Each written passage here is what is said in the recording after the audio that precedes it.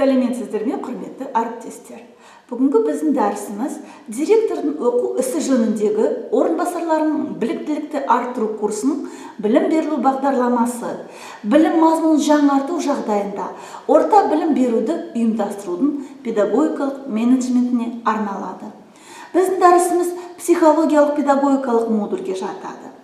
Қазіргі кезде басқарудың құзыреттілік факторы және мектеп басшыларының жұмысын тұлғалық тиімділігі, оның кәсіби шеберлігінің және ауқаттылығының гаранты болып табылады.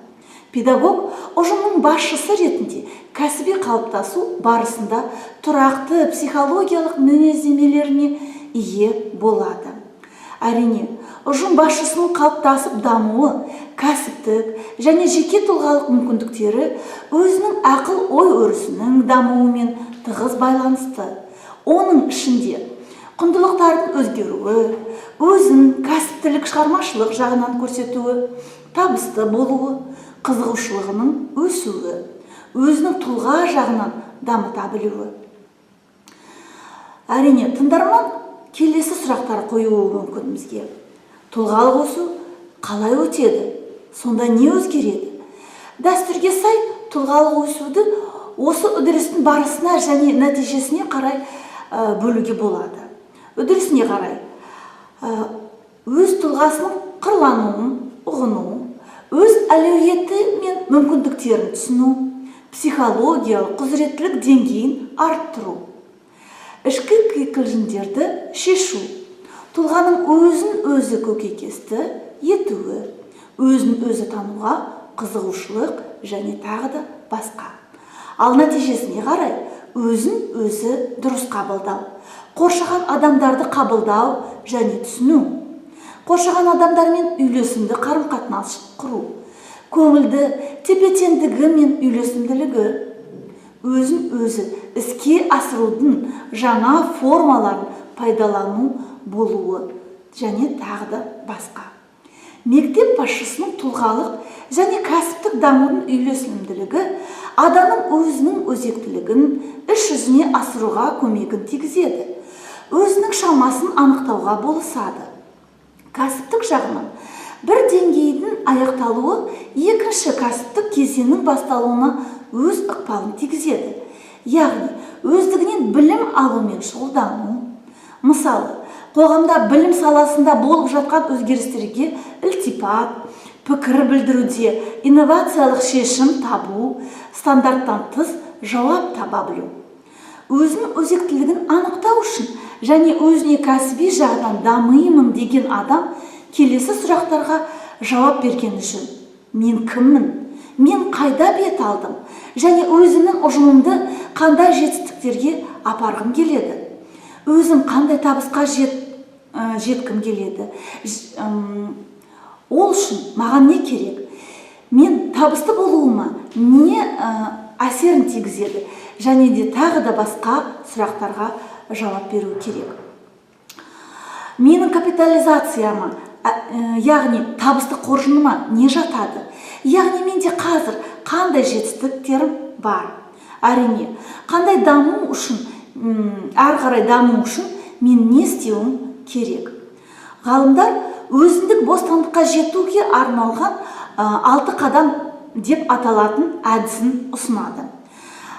Мен де сіздерді осы 6 қадаммен таныстырып көрейін. Бірінші қадам: өзіңнің өмірінде болып жатқан оқиғаларды бәріне жауапкершілікті өзіне ал. Оларды мойындау.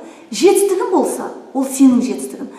Кемшіліктерің болса, ол тағы тек қана өзіңе байланысты болуы. Соны мойындау. Өзінің өмірінде басқара білу. Мысалы, пән мұғалімі ретінде кәсіптік жетістікке жеткен адам мектеп басшысы ретінде, ұжым басқарушы ретінде өз дамуын таба алады. Екінші қадам: стратегиялық ойлау қабілеті немесе ұстаным бағдарын анықтау. Табыстың негізгі факторларын анықтау. Менің бойымдағы қандай қасиеттер мені ерекшелейді? Менің жетістігім немен негізделеді? Менің қандай негізгі құзыреттілігім бар? Оны қалай жетілдіруге болады? Менің ұжымым алға басу үшін мен қандай қадам жасай аламын? Өзімнің стратегиямды мен қалай іс жүзіне асырамын? Міндеттерін және қадамдарын анықтау, жоспар құру, жетістік көрсеткіштерін анықтау, оны қалай өлшеуге болады. Үшінші қадам – позитивке негізделген ой, қалауларыңыз бен ниетіңізді анықтаймыз. Төртінші қадам – ұжым құру, ұжым құзыреттілігін анықтау, ұжымның кәсіби дамуына жағдай жасау. Бесінші қадам – әрекет жасауға дайындық. Алтыншы қадам – басымдықтарды анықтау. Осыны анықтау үшін біз келесі кестені толтыруымыз керек. Қазіргі өмірімде маған ең маңызды нәрсе не? Маңызды емес нәрсе не? Қандай нәрсені мен тығыз уақытта орындауым керек? Ал қандай нәрсені орындауға тығыз емес? Әлі уақытымыз бар. Осы басымдықтарды анықтаған кезде адам ары қарай дамуына мүмкіндік және жоспар құруға мүмкіндік табады. Егер адам мамандығы бойынша өзінің даму міндеттерін қоя білсе, оны кәсіби өсуі мен жетілуіне дами бастайды. Бұл өзара байланысты құбылыс. Кәсіби рефлексия жас маманға да, тәрбиесі мол мұғалімге де қажет. Әрқайсысы өзінің күшті жақтары мен кәсіптік мүмкіндіктерін анықтай білуі керек. Өзінің бұрынғы тәжірибесіне сыни тұрғыдан қарап, қорытынды жасап, нәтиже шығару.